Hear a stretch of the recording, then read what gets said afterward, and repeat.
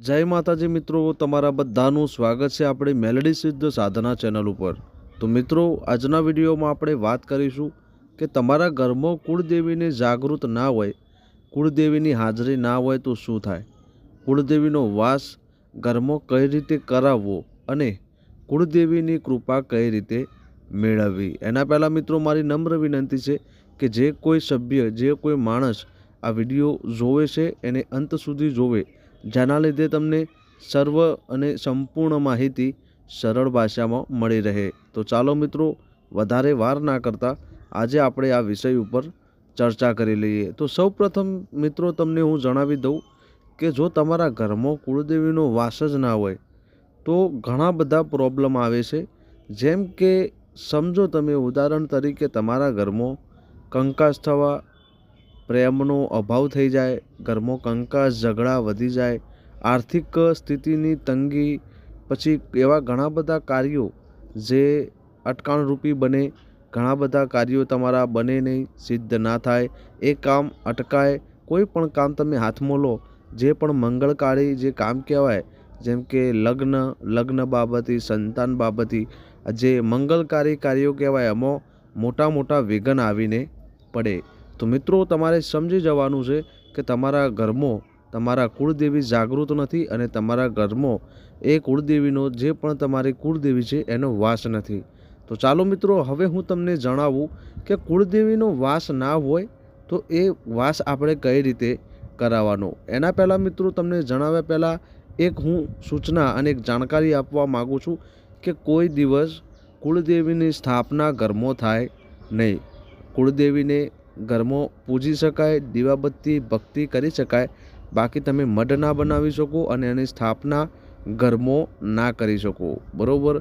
તો ચાલો હવે તમને એક પ્રયોગ જણાવી દઉં, જેનાથી તમે કુળદેવીને તમારા ઘરમાં બિરાજમાન કરી શકો છો, તમારા ઘરમાં વાસ કરાવી શકો છો અને તમારા ઘરમાં એની જે કહેવાય ને કે આશીર્વાદ રૂપે ફળે અને તમારા ઘર ઉપર પ્રસન્ન રહે, એ આ પ્રયોગથી બનશે। તો સૌ પ્રથમ પહેલાં તમારે શું કરવાનું છે કે જો પણ તમારી કુળદેવીનો વાસ છે, જો પણ તમારી કુળદેવીનું મઢ છે, મંદિર છે, ત્યાં તમારે સ્વચ્છ થઈને જતું રહેવાનું છે। ત્યારબાદ મિત્રો તમારે એક વસ્તુ કરવાની છે કે ગંગાજળ જે કહેવાય એ નહીં તો જે ગૌમૂત્ર કહેવાય, ગાયનું મૂત્ર, એનો છંટકાવ તમારે એ પવિત્ર સ્થાને, એ મઢમાં અને જે પણ પવિત્ર સ્થાને તમારા કુળદેવીનું મઢ છે ત્યાં તમારે ગૌમૂત્ર અથવા તો ગંગાજળનો છંટકાવ કરવાનો છે। ત્યારબાદ મિત્રો તમારે એ મઢ ધોવાનો છે, બરાબર। હવે તમે સ્વચ્છ પાણીથી પણ ધોઈ શકો છો, જો એટલી બધી સગવડ હોય તો પૂરા ગંગાજળથી ધોઈ શકો છો અને ગૌમૂત્રનો છંટકાવ કરવાથી એ મઢ ને મંદિર સ્વચ્છ થઈ જશે અને પવિત્ર જગ્યા બની જશે। ત્યારબાદ મિત્રો હું તમને જે સામગ્રી જણાવું છું એ ધ્યાનથી નોટ કરી લેજો। તમારે એક જોશે કાલસો, જેને કોલસો કહેવાય, એ જોશે તમારે, બરાબર। પછી એક થોડી તમારા ઘરની ભસ્મ, રખ્યા, જેને રખ્યા કહેવાય, ચૂલામાં પડતી જેને રખ્યા કહેવાય, એની જરૂર પડશે। એક ખીલીની જરૂર પડશે તમારે અને એક હળદરનો ટુકડો અને કુમકુમ, આટલા વસ્તુની જરૂર પડવાની છે। ફરીથી તમને જણાવું છું, એક કોલસાની જરૂર પડશે, થોડી રખ્યાની જરૂર પડશે અને થોડા એક ખીલી જોશે, બરાબર, ખીલો કે કાં તો ખીલી એ જોશે અને બીજું કે તમારે એક હળદરનો ટુકડો જોશે, લાલ રંગનું કપડું જોશે અને નારાસળી જોશે। આટલું તમારે આ પ્રયોગમાં તમારે આ સામગ્રી જોશે, બરાબર। આટલું કરીને તમારે શું કરવાનું છે, ત્યાં જઈને તમારે સૌપ્રથમ પહેલાં જે લાલ કપડું તમે લીધું છે એને પાથરી દેવાનું છે, બરાબર। ત્યારબાદ તમારે શું કરવાનું છે, કુમકુમ છે એને એ થોડો છંટકાવ કરવાનો છે કપડામાં, બરાબર। ત્યારબાદ તમારે એ કોલસો મૂકવાનો છે, કોલસા ઉપર રખ્યા મૂકવાની છે, રખ્યા મૂકીને તમારે એ જે ખીલી લીધી એ ખીલી મૂકવાની છે અને જે નારાસળી તમને કીધી મેં, એ તમારે એ પોટલી બાંધીને એના ઉપર ગાંઠ વડે સારી રીતે બાંધીને તમારે આવું ત્યાં મૂકી દેવાનું છે કુળદેવીના મંદિરમાં। તમારે સતત 11 દિવસ ત્યાં જવાનું છે, પૂજા પાઠ અને ભક્તિ કરવાની છે અને વિનંતી કરવાની છે કે તમારે મારા ઘરમાં વાસ કરવાનો છે અને મારા ઘરમાં આ બધી ઘણી બધી તકલીફો પડે છે માં, તો આ તકલીફોમાંથી મને ઉગારો, આવી તમારે સતત 11 દિવસ સુધી પ્રાર્થના કરવાની છે। 11 દિવસ સુધી પ્રાર્થના કર્યા બાદ તમારે 11મા દિવસ સવારે આ જે પ્રયોગ છે, જે વસ્તુ તમને સામગ્રી ત્યાં મૂકવાની મેં કીધી છે, એ વસ્તુ લઈને તમારે ઘરે આવવાનું છે। ઘરે આવીને જે આગળનો જે આગમો દરવાજો કહેવાય, જે પહેલો દરવાજો તમારા ઘરનો હશે, એ ઘરે તમારે જમણા બાજુ આ વસ્તુ બાંધવાની છે। આટલું કરવાથી મિત્રો તમારા ઘરમાં કુળદેવીનો વાસ થઈ જશે। બીજું કે જો તમને કુળદેવીનું નામ ના ખબર હોય તો માતાજી તમારી ભક્તિ સાચી હશે, લગ્ન સાચી હશે અને શ્રદ્ધા હશે તો એવું માનવામાં આવે છે પ્રયોગનું કે માતાજી પોતે સપનામાં આવીને તમને માતાજીની ઓળખાણ આપે છે। હવે તમને મિત્રો જણાવી દઉં કે આ વસ્તુ કોને કરવાની છે। આ વસ્તુ એવા જ માણસને કરવાની છે કે જે ઘરમાં વડીલ હોય એ માણસને કરવાની છે, નહીં તો પછી કોઈ પુરુષને જ કરવાની છે। સ્ત્રીઓએ આ પ્રયોગ કરવાનો નથી, બરાબર।